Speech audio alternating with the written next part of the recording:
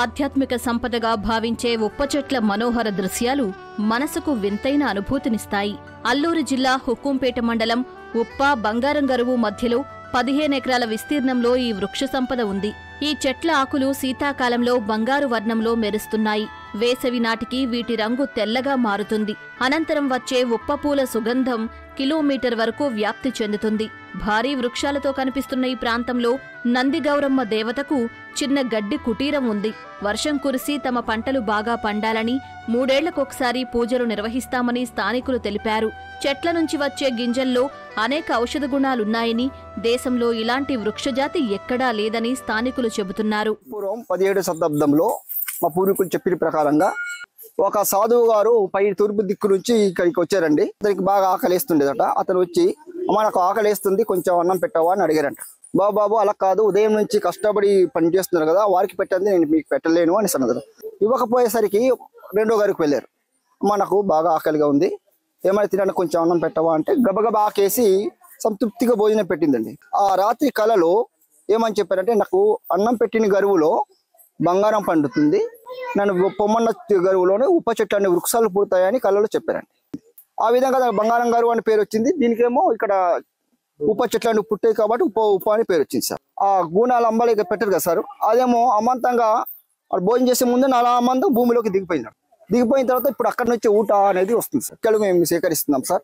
ఈ పిక్కలు సేకరించి దాని ద్వారా నూనె తీస్తున్నాం సార్. ఆ నూనె అనేది తీసేసి తలక రాసుకోవచ్చు, దేవుడి దగ్గర దీపం పెట్టుకోవచ్చు.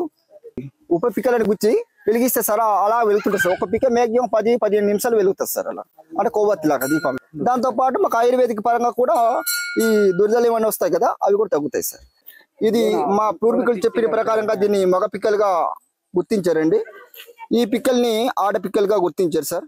ఆహ్లాదకరమైన వాతావరణం మధ్యలో పాండవుల రాతి బొమ్మలు, భారీ మోడు కలిగిన సంపంగి చెట్లు, ఇవన్నీ ఉప్ప చెట్ల పరిసరాల్లో మనం చూడవచ్చు. అరుదైన వృక్షజాతి సంపద కాపాడుకునేలా గతంలో స్థానిక యువకులకు అటవీ అధికారులు శిక్షణ ఇచ్చారు. పురాతన చరిత్ర కలిగిన ఉప్ప చెట్ల ప్రాంతానికి పర్యాటకులు పెరుగుతున్నారు. దైవత్వంతో నిండిన ప్రాంతంలో ప్రశాంతత లభిస్తుందని టూరిస్టులు చెబుతున్నారు. ఉప్ప చెట్లు ఉన్న ఈ ప్రాంతాన్ని ప్రభుత్వం పర్యాటకంగా అభివృద్ధి చేయాలని కోరుతున్నారు.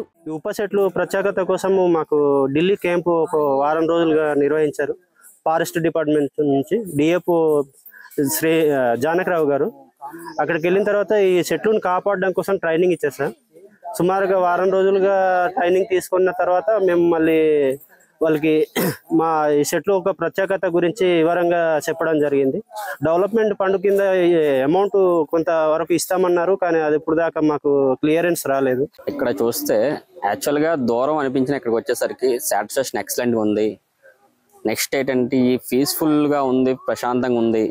ఈ చెట్లు అన్నీ చాలా బాగున్నాయి. నెక్స్ట్ ఇక్కడికి వచ్చే పర్యటకులు కూడా డిసిప్లిన్ గా రావాలని నా ఉద్దేశం. నెక్స్ట్ ఇక్కడ టెంపుల్ ఒకటి ఉంది, అంబారి టెంపుల్, చాలా బాగుంది. అయితే ఇక్కడికి వచ్చిన తర్వాత మాత్రం అద్భుతమైన మీరు చూస్తున్నారు అందమైన కలర్ గాని, అలాగనే లోపలికి వెళ్ళిన తర్వాత ఒక ధ్యాన ఫీలింగ్, ఒక ప్రశాంతమైన ఫీలింగ్ ఉంది. చాలా అద్భుతంగా ఉంది.